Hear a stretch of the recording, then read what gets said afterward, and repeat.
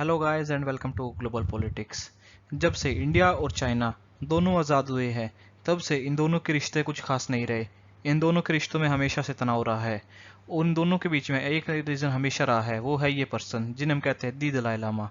ये है 14th Dalai Lama of Tibet. और आज की जो हमारी ये वीडियो है ये इन्हीं की रिवॉल्व अराउंड करेगी कि कैसे इंडिया इनका यूज़ कर रहा है चाइना के खिलाफ और चाइना इन्हें किस तरह से देखता है। So let's dive in. और ये है दोस्तों चाइना का मैप। ये आप देख सकते हैं चाइना के अलग अलग प्रोविंसेस है। ये है जिनजियांग प्रोविंस और ये है तिब्बत प्रोविंस। ये दोनों प्रोविंस चाइना के लिए हमेशा ही न्यूज़ में रहते हैं अपने अपने रीजन्स के लिए। और आप जो तिब्बत देख रहे हैं इसे चाइना ने अनेक्स कर लिया था 1951 में। और तब से लेकर अभी तक ये चाइना का ही पार्ट है।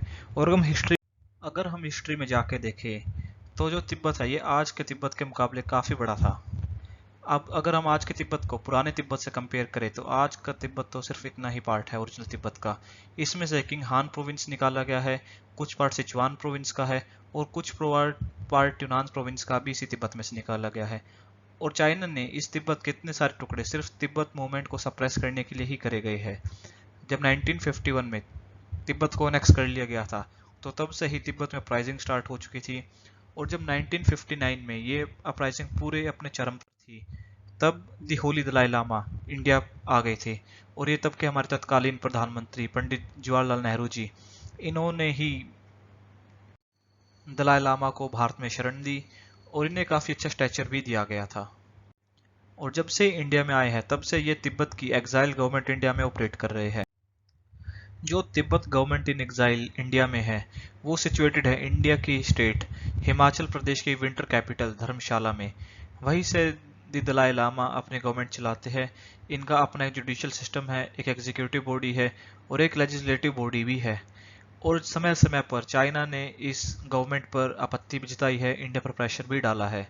जहां इंडिया दलाई लामा को एक होली गेस्ट की तरह ट्रीट करता है, वही चाइना दलाई लामा को तिब्बत के एक सेपरेटिस्ट की तरह ट्रीट करता है जो कि चाइना के टुकड़े करना चाहते हैं। जब से गलवान वैली क्लैश हुआ था 2020 में तब से हम देख रहे हैं कि इंडिया ने अपनी पोजीशन काफ़ी बदली है चाइना को लेकर भी और दलाई लामा को लेकर भी। जब से दलाई लामा इंडिया में आए हैं तब से हमने देखा है भारत की एक अपीजमेंट पॉलिसी रही है चाइना की तरफ।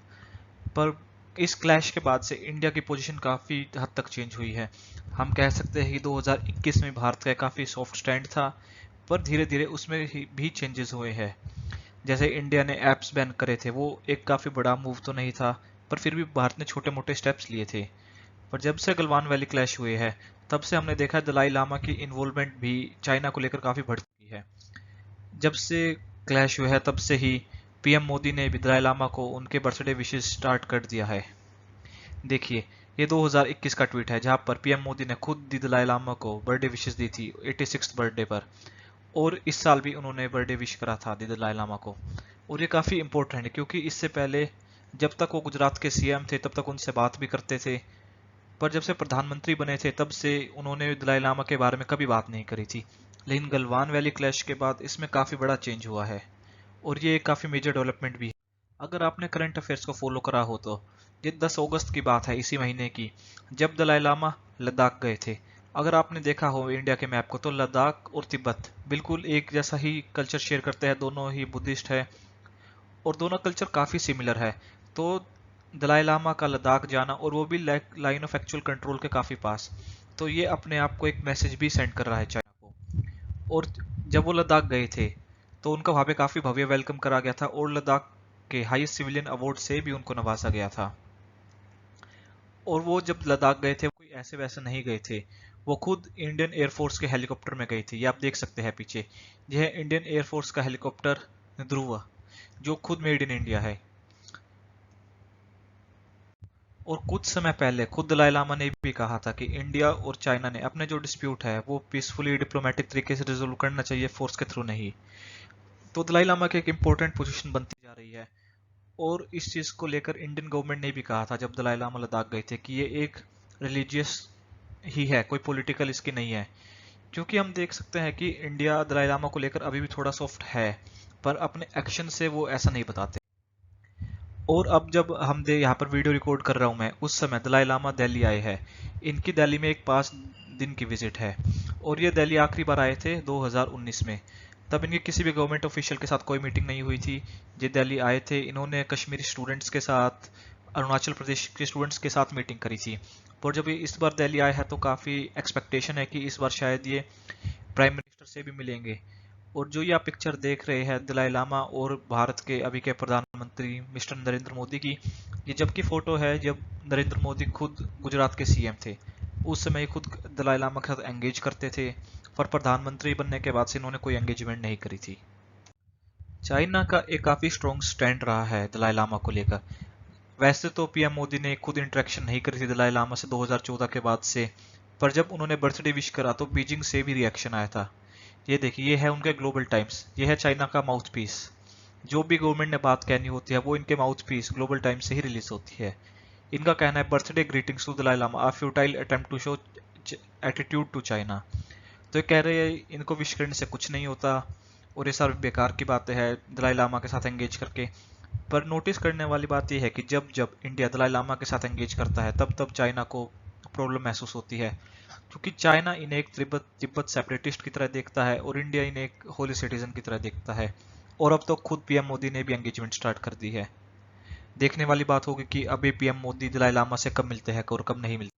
और इसीलिए जब भी गवर्नमेंट और दलाई लामा के बीच में कुछ भी एंगेजमेंट होती है तो बीजिंग की तरफ से हमेशा ही रिएक्शन आता है इस चीज़ को लेकर कि दलाई लामा के साथ एंगेज करके भारत को कुछ नहीं हासिल होगा, ये एक फ्यूटाइल अटेम्प्ट है, ये सब वेस्ट ऑफ द टाइम है। चाइना को खुद, भारत और चाइना को एंगेज करना चाहिए आपस में, दलाई लामा का बीच में कोई रोल नहीं होना चाहिए।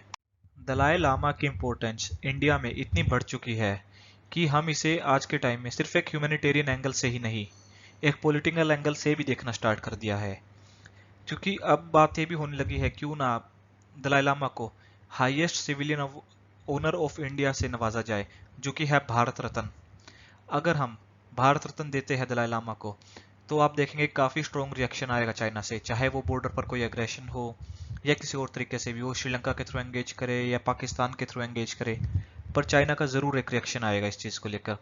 और देखना पड़ेगा कि इंडिया दलाई लामा को भारत रत्न देता है नहीं।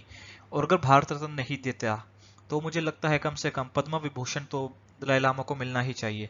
जो भी उन्होंने इंडिया के लिए काम करे है, वो एक काफी बड़ी एक रिलीजियस फिगर है इंडिया के लिए।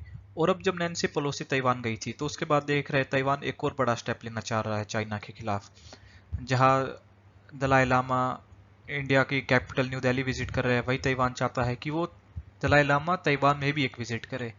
अब पता नहीं ताइवान किस तरह से सोच रहा है। चाइना ने कितना अग्रेशन दिखाया जब Nancy Pelosi house of speaker I थी यूएस की। अगर वह दलाई लामा जाते हैं तो मुझे नहीं पता कि क्या रिएक्शन होगा, और मुझे नहीं लगता दलाई लामा ताइवान को विजिट भी करेंगे कुछ शॉर्ट टाइम में। क्योंकि देखने वाली बात यह है कि तिब्बत और अरुणाचल प्रदेश को लेकर जो स्टैंड चाइना की गवर्नमेंट का है कि अरुणाचल प्रदेश और तिब्बत चाइना का ही पार्ट है, वही स्टैंड ताइवान की गवर्नमेंट का भी है। वो भी कहते हैं कि अरुणाचल प्रदेश और ताइवान, तिब्बत चाइना का ही पार्ट है। तो ये काफी एक देखने वाली बात होगी अपने आप में। और आशा करते हैं कि अब जब मोदी और दलाई लामा आपस में बात करनी स्टार्ट करी है तो इनकी जल्दी एक विजिट भी हो, और ये अपने आप में एक मेजर स्टेप होगा इंडिया की एक पॉलिसी शिफ्ट को लेकर। अगर हमने ऐसा करा तो ये चीज़ ऑफिशियल हो जाएगी कि चाइना की तरफ हमारी एंगेजमेंट पॉलिसी बिल्कुल खत्म हो गई है और हम एक बिल्कुल ही टफ एक एग्रेसिव स्टैंड ले लिया है चाइना की तरफ। तो वेट करते हैं इस चीज़ को लेकर भी। Please like, share and subscribe and thank you so very much. Thank you.